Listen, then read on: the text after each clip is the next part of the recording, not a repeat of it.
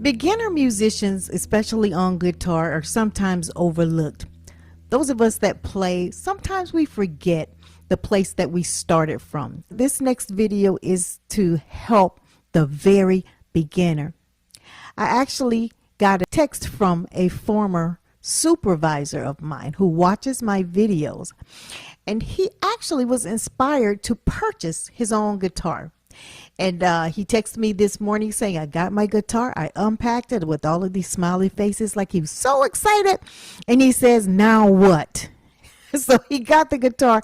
Now what are we going to do with it? So listen, these next few videos that I'm going to do will cater to the very beginner, the person that has never done any guitar work before, but they are attracted to the instrument, they own an instrument, and they want to play the instrument. So listen, gear up, we're going to get started. We're going to teach you about your instrument, and we're going to help you to get started learning to love this instrument and what it can do for you. The first thing we're going to learn is the instrument. The instrument is a guitar, okay? This guitar is what we call a lead guitar, right? Lead guitar has what? 6 strings, right? 1, 2, 3, 4, 5, 6 strings. And they are numbered in that order from smallest to largest. 1, 2, 3, 4, 5, 6, right? Each of those strings has a name, right? The first is called your E. The second string is your B. Your third string is your G. Your fourth string is your D. Your fifth string is your A. And your sixth string is E. So the first string and the sixth string have the same name. They're just an octave different from one another. Okay, let's do it again. E, B, G, D, A, E. Yes, all 6 strings. Now, the way to play these strings, you have to have your fingers as designated between these bars. These bars, these are fretting bars.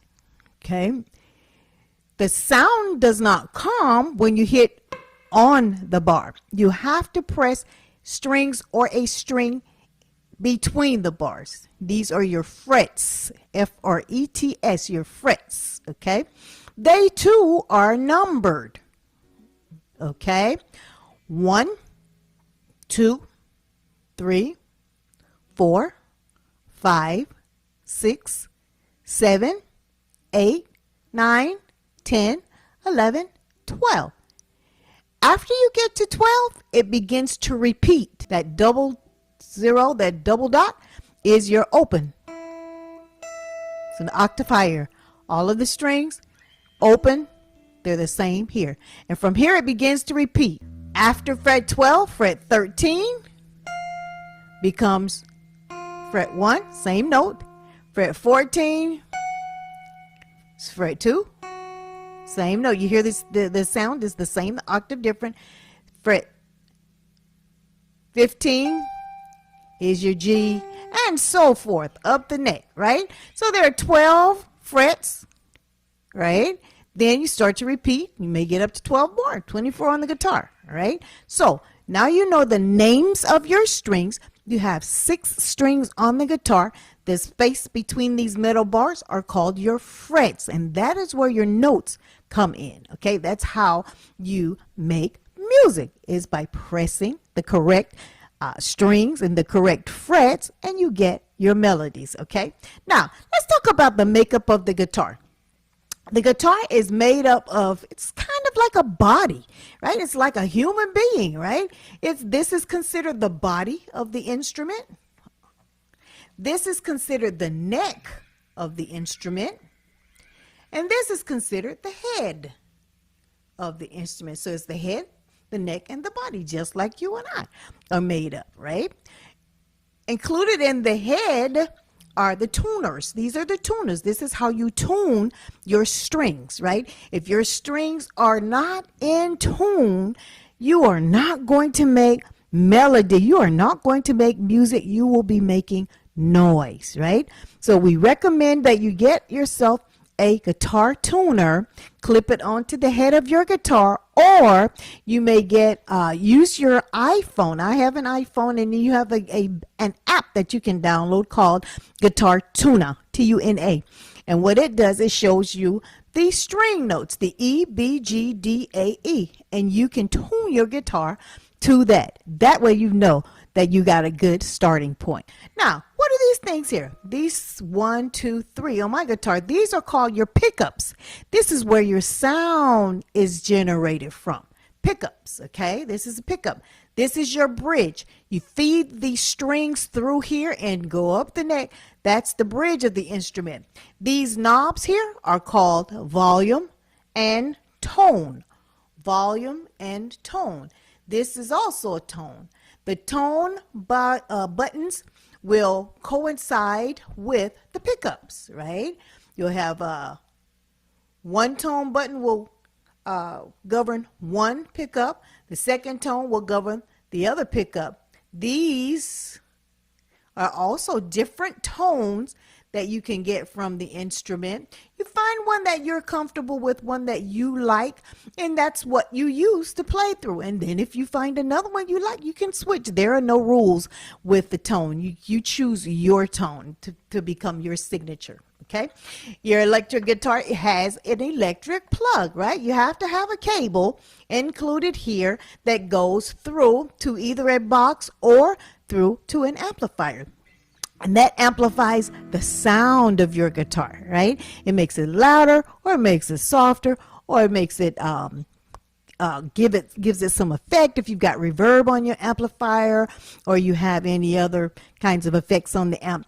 It enhances your sound. So now you've unpacked your guitar. Now you understand the makeup of your guitar.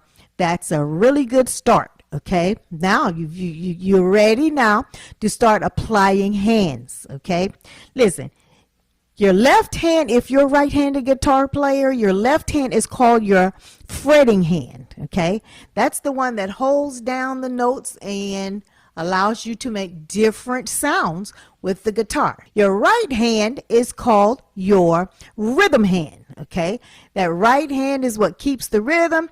You have to train it to hit specific strings as you're making note down here, or to just hit all the strings depending on the sound and the effects that you're trying to get out of your instrument.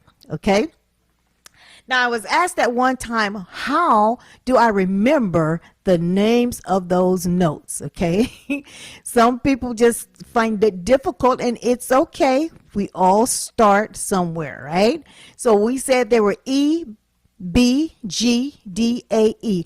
The way I learned to memorize those, I memorized them with what we call a mnemonic. Okay, and a mnemonic is just symbolic of the note. You have the first E. I say that is every. Okay, every boy gets dessert after eating. Okay, that's E, every, B, boy, G, gets, D, dessert, A, after, E, eating. So that's 1, 2, 3, 4, 5, 6. Got it? All right. So we've learned a lot, believe it or not, in this short time. You should feel a little bit more connected to your instrument. Now, I'm going to take this a step further. My daddy taught me to name things that you like, right? Name things that you like. And listen, I've learned to love my guitars. Each guitar you see up there on the wall, and I have some around the wall and in here, they each have a name. Yeah. Literally, I have named my guitars. That makes me feel closer to them. The one that I'm playing today, this is Rose. Why? Because she's rose gold, the color, and my favorite flower is a rose. So she is Rose. This is dear and near to me. Okay. Same with you. Name your guitar. I was reading a while ago about B.B. King, and his guitar, he named his guitar Lucille. Right? It's significant. He said there was a bar fight one night, and I think the fight was over a young lady named Lucille or something. So he called his guitar Lucille. Yeah, so name it. It's nothing wrong with it. It's not like you're obsessed with it or anything, but it has become, you want it to become a part of you. You want to understand it. You want to learn to love it. You want to spend time with it. Listen, what better way to kind of get to know it than to call it a name? It's okay.